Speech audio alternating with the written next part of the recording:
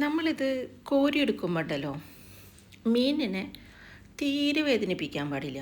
വേദനിപ്പിക്കാതെ മെല്ലെ കോരിയെടുക്കുക. തിന്നുമ്പോൾ വേദനിപ്പിച്ചോ, പക്ഷെ മുള്ള് തൊണ്ടയിൽ കുടുങ്ങാതെ നിങ്ങൾ സൂക്ഷിച്ചോ.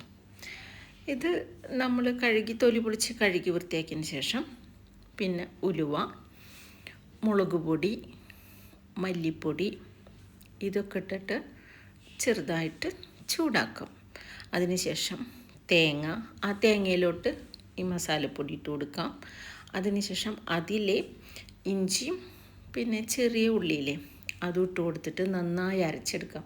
അരച്ചത് ചട്ടിയിൽ ഒഴിച്ചിട്ട് അതിൽ പച്ചമുളക്, പിന്നെ തക്കാളി, വേപ്പില, കറിവേപ്പിൻ്റെ ഇല, കൊടംപുളി ഇതൊക്കെ ഇട്ടിട്ട് നന്നായി തിളച്ച് വരുമ്പോൾ അതിൽ മീനിട്ട് കൊടുക്കുക. പിന്നെ ഉള്ളി കാച്ചുമ്പോൾ ഉള്ളി, വേപ്പില, അതിൽ കുറച്ച് മുളകും പൊടി ഇട്ടിട്ട് ഉള്ളി കാച്ചിയെടുക്കുക.